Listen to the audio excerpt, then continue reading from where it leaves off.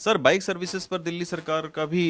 है क्या? हाँ हाँ, अब उसके बारे में भी एक बहुत अच्छी खबर आई है आज कि बाइक सर्विसेज को जो रैपिडो ने शुरू की थी, बाइक टैक्सी जैसे बताया था, या पोर्टर एक अच्छी आई है और लोगों को बहुत पसंद आई है। और सबसे अच्छी जो बात है कि आपको कम खर्चे पे आपको एक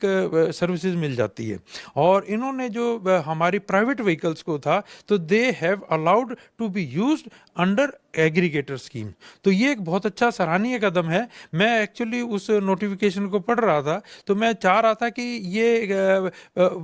हमारी टेक कार्स के लिए भी हो, क्योंकि प्लानिंग कमीशन ने इस तरह का कहा है कि car should also be used under aggregator scheme. और मैं आपको 2 हफ्ते पहले की बात भी बताता हूँ, सीआईआई में एक बहुत हाई प्रोफाइल कॉन्फ्रेंस चल रही थी, तो उसमें भी दिस वाज डिस्कस्ड कि अगर हमारे यहाँ पर जो प्राइवेट कार्स हैं, दे कुड बी अलाउड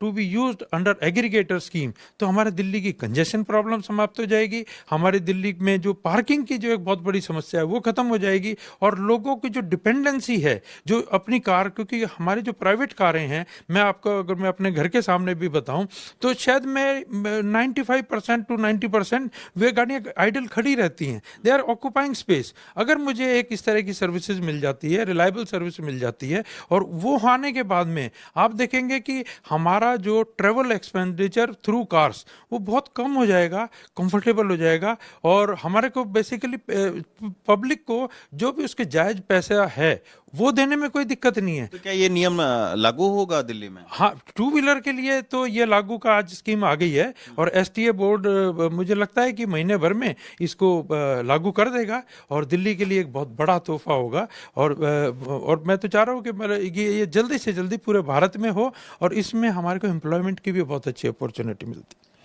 तो ये बड़ी बात कह रहे हैं सर, कह रहे हैं कि अगर प्राइवेट गाड़ियां भी ऐप बेस कंपनियों के साथ में लगकर और फिर सर्विसेज दें लोगों को, तो ये सर्विस सस्ती भी हो सकती है और कारगर भी हो सकती है, इससे प्रदूषण भी कम हो सकता है।